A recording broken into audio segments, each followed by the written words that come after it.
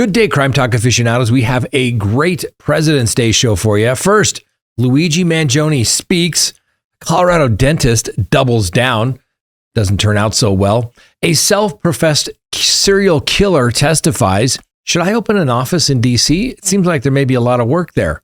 We have not discussed the let it go principle in a while, but let it go. It's just mail. And we have this day in legal history and our dumb criminal of the day. Let's talk about it.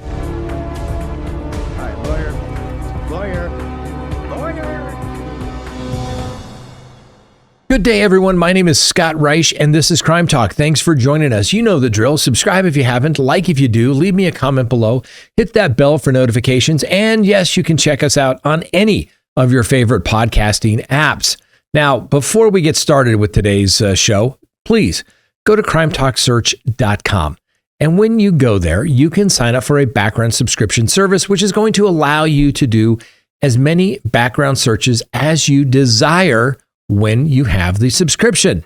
And when you do the search and when you type in the person that you want to search, you are asked questions and literally a report is generated and emailed to you within minutes. And you're going to get all the information that you want about this particular person. Where do they live? Do they have assets?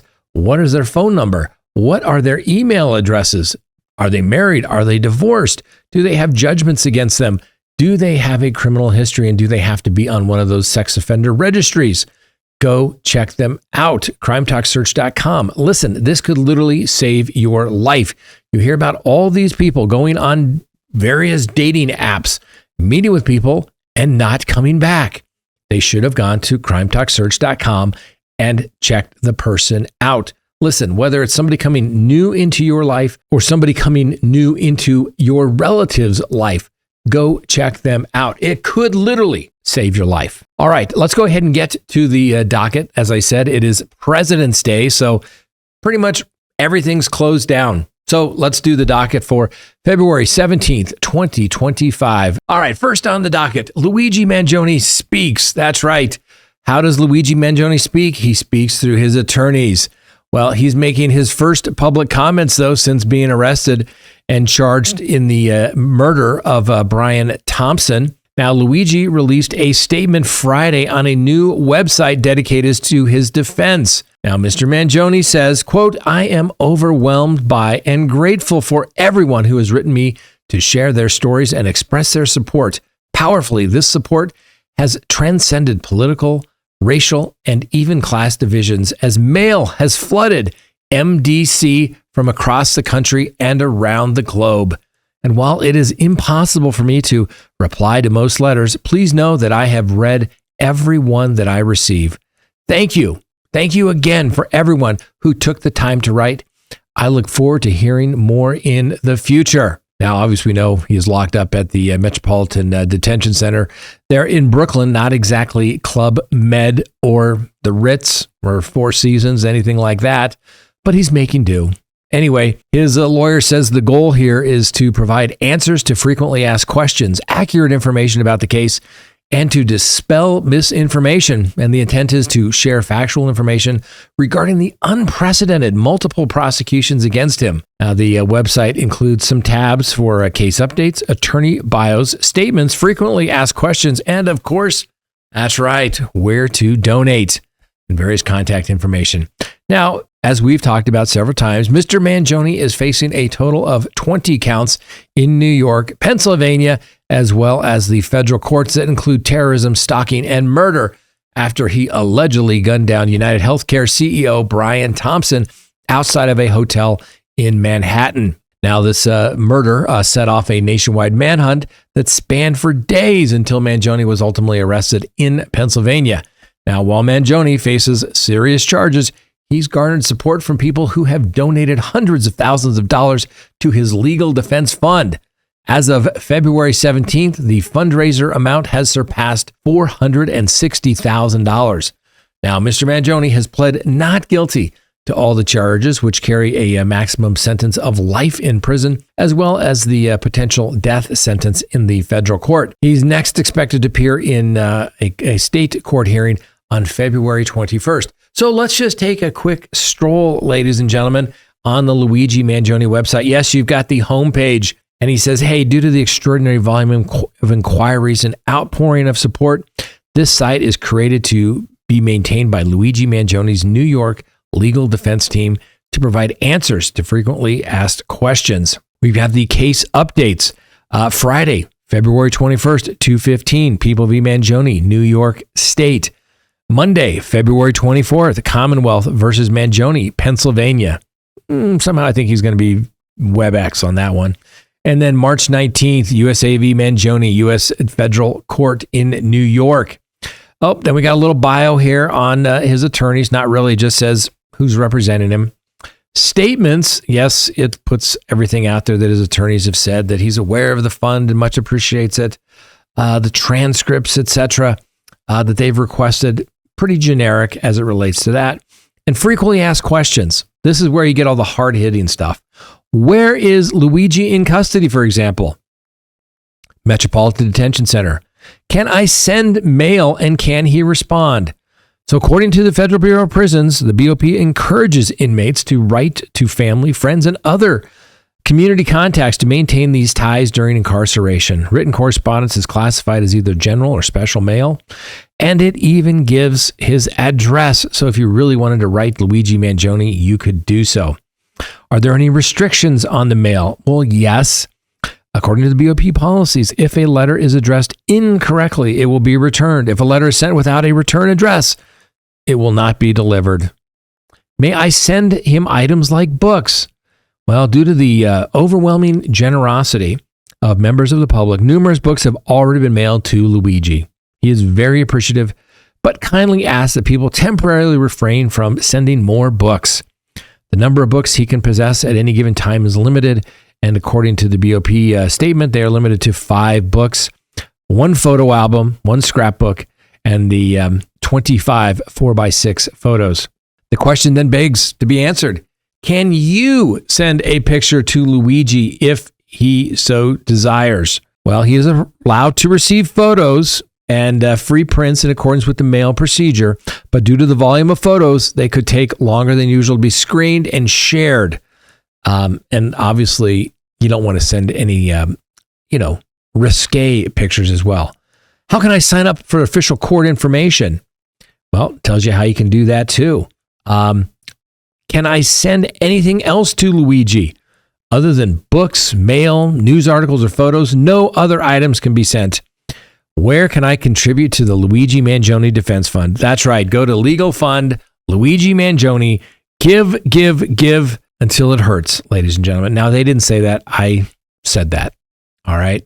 And then obviously the question is, does he have a spokesperson? Well, Luigi's attorneys are the only people authorized to speak on his behalf, which makes sense. But you got to be careful because that could be attributed to him as well.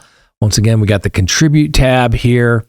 And obviously, if you'd like to contact, if you have a story you'd like to share, relevant information about the case, or even words of encouragement, please submit it here, ladies and gentlemen. Look, you can send your words of encouragement to them. Maybe I'm going to send one to see if they would like to come on Crime Talk and not talk about the case, but talk about their general defense. Now, obviously, he has several charges in state and federal court, and normally, they usually decide. They, being each jurisdiction, will decide who's going to take the case. Will they defer to the feds? Will the state do it? But here, they got the state and federal court prosecuting the same crime. But remember, ladies and gentlemen, they can do that. Separate, sovereign, separate, governmental entities, they can do that. And obviously, Pennsylvania is the least of Mr. Mangione's concerns. All right, let's move on. Next, a Colorado dentist doubles down on his request to make all his cases go away.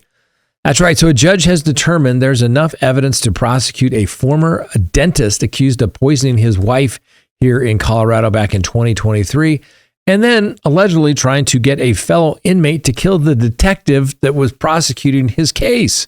That's right. Doctor of dental surgery, James Craig, was in court last week for a preliminary hearing in connection with the murder for hire charges he now faces after prosecutors revealed earlier this year that he allegedly tried to convince the Arapahoe County Jail inmate to kill an Aurora police detective working on a case involving the murder of his wife, Angela. The judge presiding over the case agreed with the prosecution that the content of the letters that James allegedly tried to pass off as belonging to his wife was pretty indicative that Craig wrote them. Now, in that ruling, the judge said details, background information, background history, and the fact that the inmate and Craig were in a cell together all weigh together in her decision to prosecute Mr. Craig.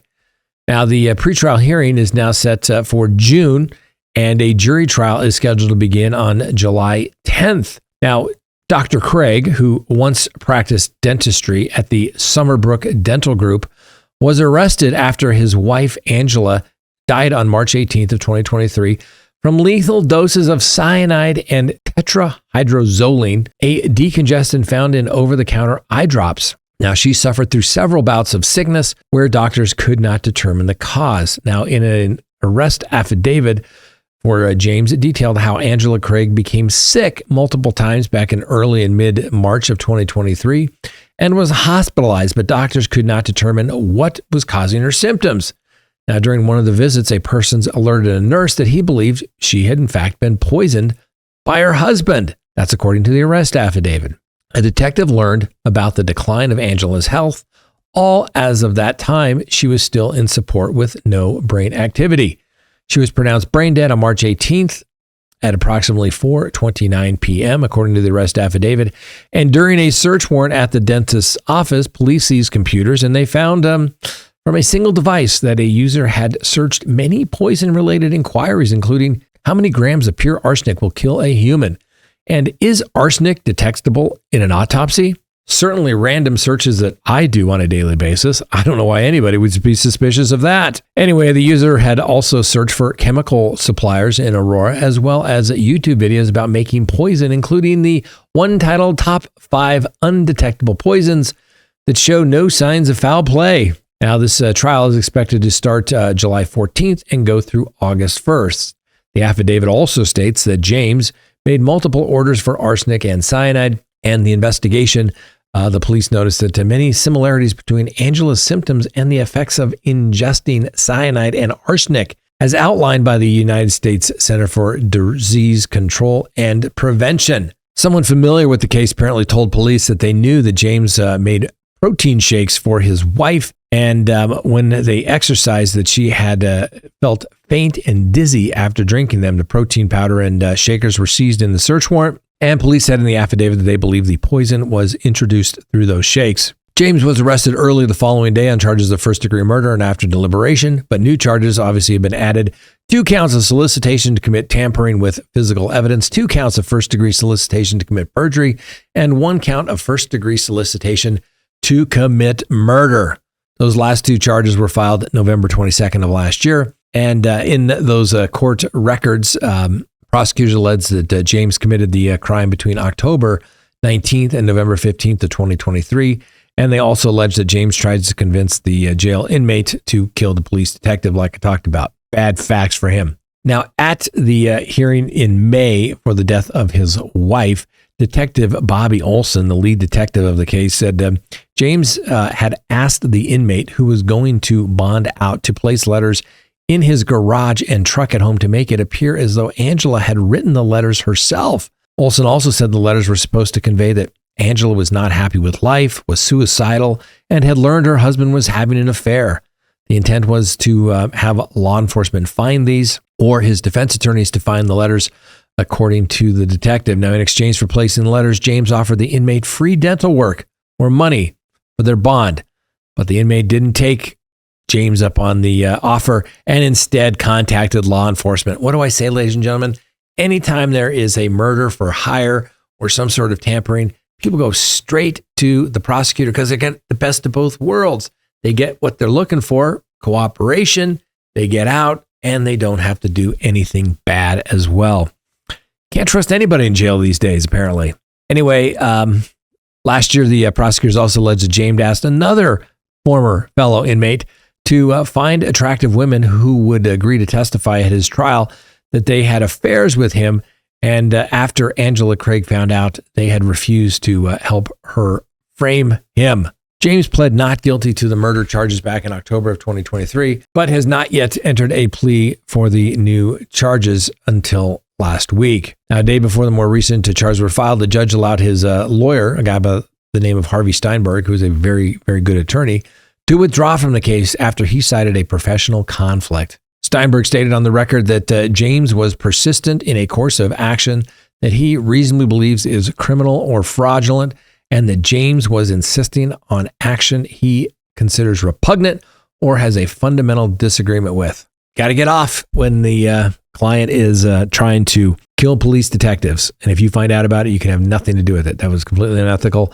And Mr. Craig's now former attorney, Harvey Steinberg, did the exact correct thing. Next on the docket, a self-professed serial killer takes the stand. That's right, a Tennessee man who called himself a serial killer in court and who is now serving 2 life sentences for killing his pregnant girlfriend and her unborn child, received an additional 159 years in prison for the murders of 3 other people. Now, Joshua Dotson got sentenced Friday after pleading guilty to the murders of Divion Parker, Renita Bennett, and Reginald Anderson.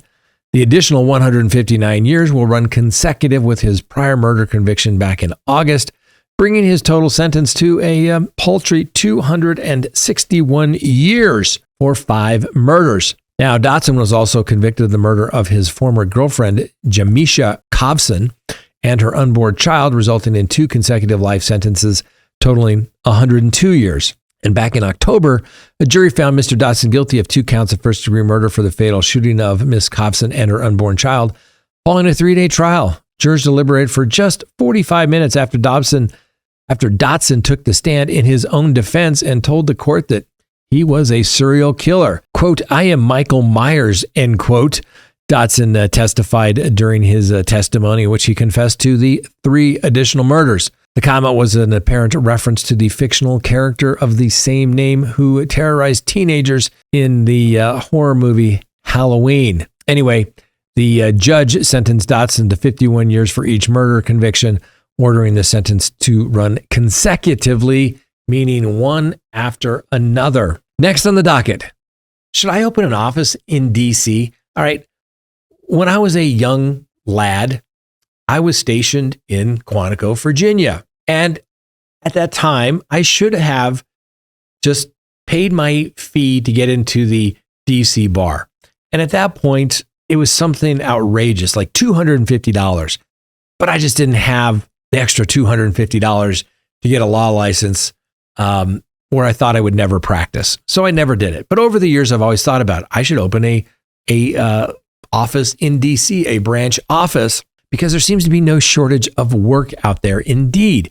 But now I'm really considering it. Why? Because recent Google Trend data indicates a significant increase in searches for lawyer and criminal defense attorney in Washington, D.C. Look at these charts. This is starting from late January of 2025, and the surge in interest coincides with the heightened attention of financial terms like Swiss bank account, offshore bank, wire money, and IBAN around January 22nd, 2025. The increase might be related to the political events or changes in financial regulations, though no direct cause has been confirmed, obviously. And I also saw that the housing market is also very hot right now in DC, because I think there's been like 600 homes that just recently were put on the market. So if I open an office there, I can probably get an inexpensive little condo or something, because a lot of people are unemployed. But I guess the problem is, how do I get paid if all these people are doing it? Let me know in the comments if you think I should open an office in DC. We could fly CrimeTalk 1 back and forth, something like that. I don't know. Next, we have not talked about the let it go principle in a while, okay? And the let it go principle is let it go, right? Is this really worth going to prison over? My advice is let it go. Let me give you an example. This guy said, "Give me my mail or I'll shoot you." Or he could have just let it go and not spend, well, what is going to be a significant time now in prison. So a jury in Washington state convicted a man who shot a person to death because he thought they were stealing his mail. Please meet Chad Wilson. Now, he was found guilty of first-degree manslaughter, murder with extreme indifference, and a drive-by shooting factual enhancer. Now, Wilson spotted Richard Talley and two other women in a car outside his home in Port Richard, which is apparently near Seattle, back on January 10th of 2023. Well, guess what? He thought that Mr. Talley was stealing his mail. Wilson went to confront the trio and shot Mr. Talley dead. Now, detectives were able to piece together what they thought had happened through surveillance video and witness statements, and one of the women with Talley told investigators that they began to drive away when Wilson blocked their vehicle in the cul-de-sac. Wilson drove up, apparently, to the alleged mail thieves before saying something along the lines of, "Give me my effing mail back." The suspect then exited his truck and got into what they described as a military-type stance. According to the arrest affidavit, Wilson then fired one shot into Mr. Talley's head. Talley's vehicle then rolled into several mailboxes. Now, Wilson reportedly claimed self-defense, saying that Mr. Talley drove at him at an aggressive manner. But unfortunately, there was surveillance video, and it showed that Mr. Talley was not driving at him and was actually going around Wilson's vehicle. Now, the women with Mr. Talley said that they just happened to park next to the mailbox. But once again, guess what? The police found some mail, at least one piece of mail, in their vehicle. They have since been prosecuted for mail theft. And guess what? Mr. Talley had just been bonded out of jail right before he was shot and killed, and just happened to be parking next to this mailbox. And I find this interesting because we receive something in our little mailbox box that somebody has the master key in our neighborhood, and that they literally go around and take everybody's mail. I don't know. Needless to say, in this particular case, Mr. Wilson was arrested a few hours after the incident. He told investigators he chose to confront Talley and the two women by himself as opposed to calling the police because he felt law enforcement would not be successful in getting his property back. Nobody knew each other before this little incident, but neighbors have stated that the mail theft had been an ongoing problem in the area. Anyway, sentencing is scheduled for March 28th. We'll follow that story as well. General rule of thumb, I think you're pretty safe, but you always double check with people in your area. Laws vary, but as a general rule, ladies and gentlemen, you can't go around shooting people for stealing your property. And don't get me wrong, I wish we could. I think you would see property crimes plummet if you could do that. But the legislatures are saying, no, we're a little more civilized than that. Don't do it. Why? Because it's just stuff. Or as I like to say, let it go. It's just stuff, ladies and gentlemen. Next on the docket, this day in legal history. That's right. On February 17th, 1801, the House elects Thomas Jefferson as president. That's right. The U.S. House of Representatives broke an electoral tie between Thomas Jefferson and Aaron Burr, electing Jefferson as the president and making Mr. Burr vice president. This event led to the adoption of the 12th Amendment to the United States Constitution, which established separate electoral college votes for president and vice president to prevent future electoral ties. And then on this day in 1906, there was an arrest of Union leaders for assassinations. That's right. In 1906, a Union leader by the name of Billy Haywood, Charles Moyer, and George Pettibone were arrested by Idaho authorities and the Pinkerton Detective Agency for the assassination of former Idaho Governor Frank Steunenberg. Their arrest, conducted without legal authority in Colorado, highlighted issues of unlawful detention and interstate legal procedures. That's right. Even way back then, people were arguing over jurisdiction, extradition. It's always been around, always will be. And on this day, February 17th, 1964, the House accepts the Civil Rights Bill. That's right. On February 17th, 1964, the U.S. House of Representatives accepted a landmark civil rights bill. The action was a significant step towards the enhancement of the Civil Rights Act of 1964, which aimed to end segregation and discrimination based upon race, color, religion, sex, or national origin. And on this date in 1964, the United States Supreme Court decided Westbury v. Sanders. That's right. In the Westbury v. Sanders case, that had to do with congressional districts, and the United States Supreme Court said that districts must have approximately equal populations. Obviously, this decision reinforced the principle of one person, one vote, ensuring equitable representation in the House of Representatives. And of course, then we talked about last week, the case of gerrymandering. Been going on for a long, long time. But 1964, they finally put it into effect. The House districts must basically have all the same number of people throughout the state. And finally, our dumb criminal of the day.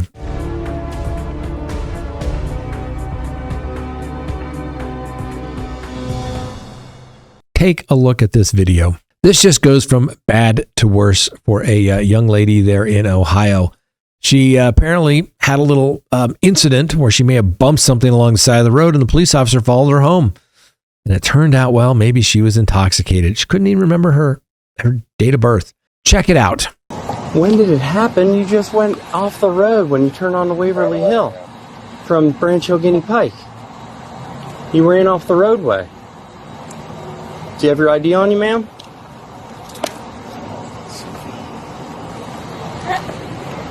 Do you have your ID on you? Yeah. Okay.